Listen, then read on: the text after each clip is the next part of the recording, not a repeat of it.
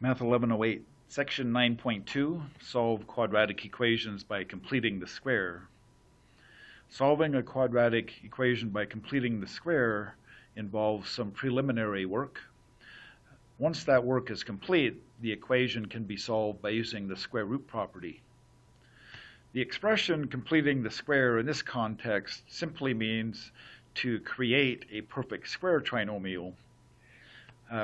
You may recall that a perfect square trinomial is the result of squaring a binomial.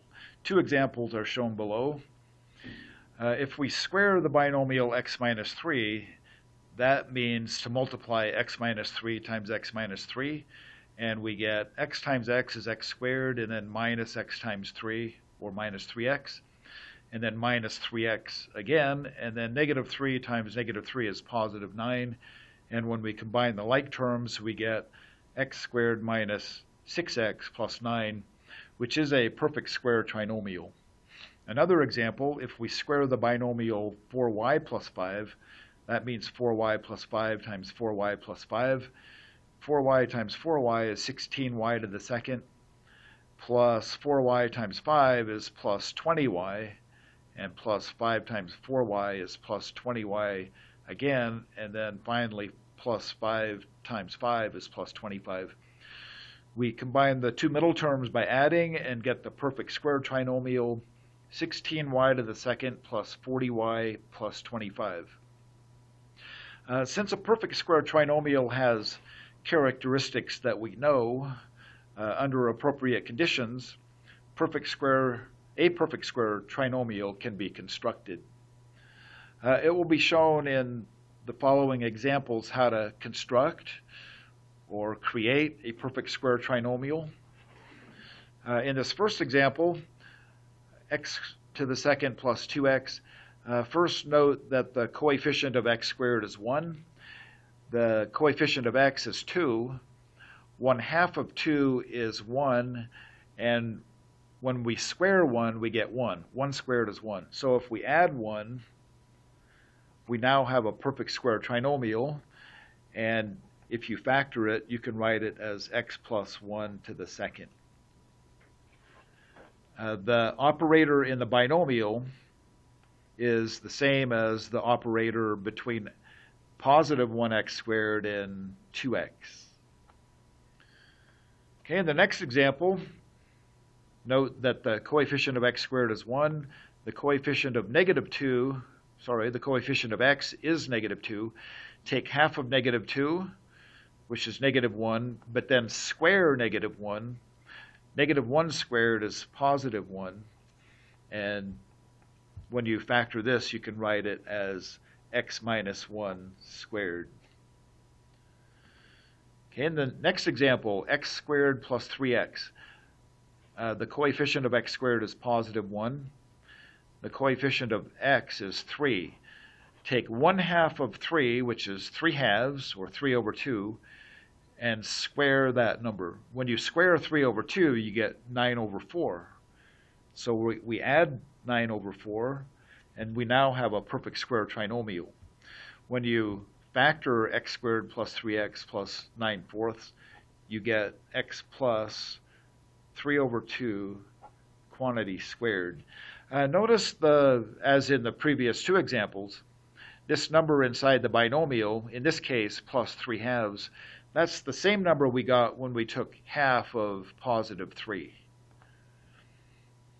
Okay, in the next example, x squared minus 13x, note that the coefficient of x squared is 1, and the coefficient of x is negative 13. Half of negative 13 is negative 13/2. When you square negative 13/2, you get positive 169/4. And that is now a perfect square trinomial. When you factor it, it's going to be the binomial x minus 13/2 squared. Once again, negative 13/2 is the number you get when you take half of negative 13. Okay, the final example on this page, x squared plus 10x.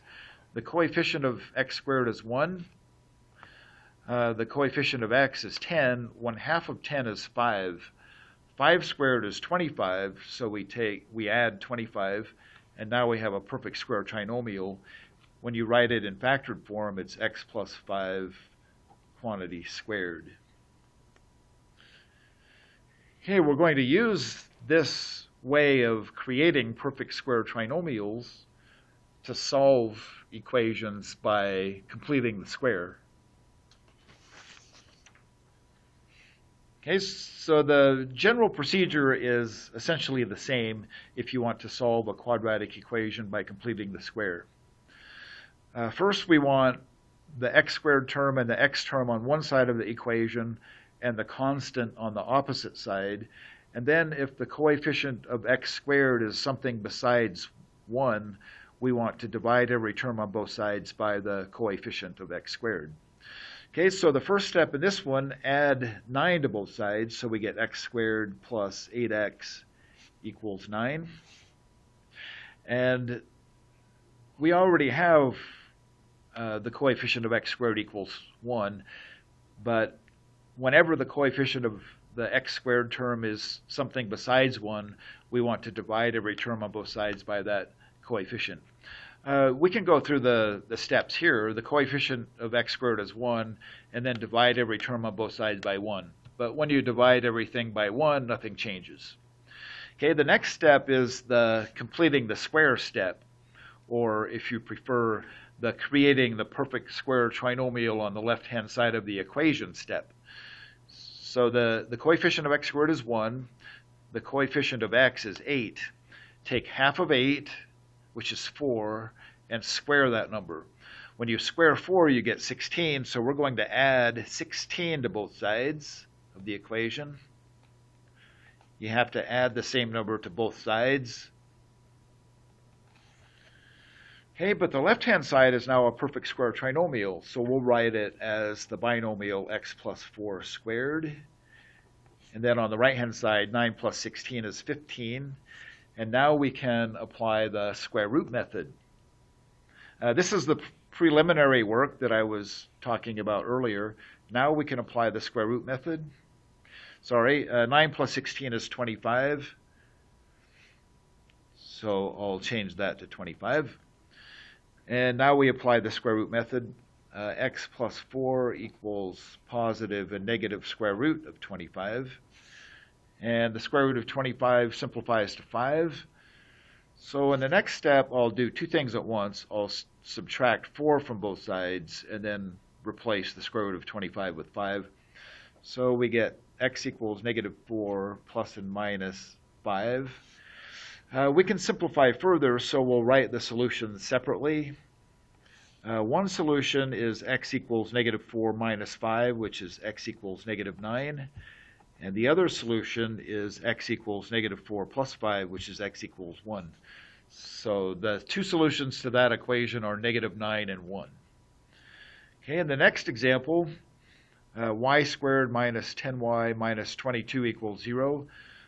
First, add 22 to both sides, so we get y squared minus 10y equals 22. The coefficient of y squared is 1, so if we divide every term on both sides by 1, nothing changes. In the next step, we'll create a perfect square trinomial on the left-hand side, but we have to add a number to both sides. So we take half of negative 10, which is negative 5, and when you square negative 5, you get positive 25. So we're going to add 25 to both sides of the equation.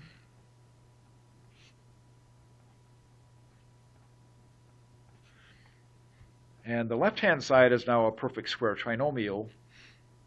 In factored form, y squared minus 10y plus 25 is y minus 5 squared. And the right-hand side, 22 plus 25 is 47. And now we can apply the square root method. And we get y minus 5 equals positive and negative square root of 47. The square root of 47 cannot be simplified any further, so there's just one step left on this one. We add 5 to both sides, so we get y equals 5 plus and minus the square root of 47. Okay, in the next example, negative 2x squared plus 24x equals 22. Well, the x squared term and the x term are on one side of the equation, and the constant is on the other. So that satisfies step 1. But notice that the coefficient of x squared is not 1 this time. This time the coefficient of x squared is negative 2. So in this case, what we're going to do is divide every term on both sides by negative 2. And when we divide every term on both sides by, by negative 2, we're going to get x to the second minus 12x equals negative 11. And in the next step after this, we're going to add a number to both sides of the equation so that the left-hand side is a perfect square trinomial. Okay, so now that the coefficient of x squared is 1, we take half of the coefficient of x and square it. Half of negative 12 is negative 6, and when you square negative 6, you get 36. So we're going to add 36 to both sides of the equation.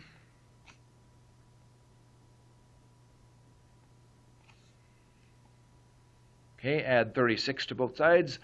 The left-hand side is now a perfect square trinomial. When we write it in factored form, it's x minus 6 squared. And on the right-hand side, negative 11 plus 36 is positive 25. Now we can apply the square root method. We get, when we apply the square root method, x minus 6 equals positive and negative square root of 25. And the square root of 25 simplifies to 5. So in the next step, I'll do two things at once. I'll add 6 to both sides and also simplify the square root of 25. So we get x equals 6 plus and minus 5. We can simplify further, so we will write the solution separately in this case. One solution is x equals 6 minus 5, which is 1. The other solution is x equals 6 plus 5, which is 11. Okay, in the next example, y squared minus 7y minus 4 equals 0. First, add 4 to both sides, so we get y squared minus 7y equals 4. The coefficient of y squared is 1, so we move to the next step. The coefficient of y is negative 7. 1/2 of negative 7 is negative 7/2. So we square negative 7/2, and we get 49/4. So we're going to add 49/4 to both sides.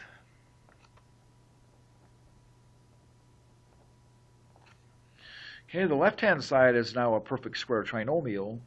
It's y minus 7/2 squared. And the right-hand side, we have to simplify by adding 4 plus 49/4. 4 can be written as 16 over 4, and then 16 over 4 plus 49/4 is 65/4. And then we apply the square root property.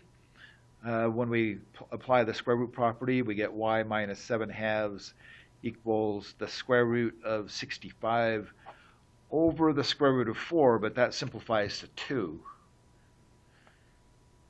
And then add 7/2 to both sides. Sorry, this should be a plus and a minus, positive and negative. And then when we add 7/2 to both sides, we get y equals 7/2 plus and minus the square root of 65 over 2.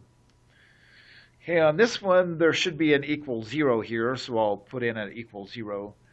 And then we add 30 to both sides, so we get 3x squared plus 9x equals 30. And then divide every term on both sides by 3. We get x squared plus 3x equals 10. And then we're going to add 9/4 to both sides. And then I'm running out of time, so I'll leave the rest for you to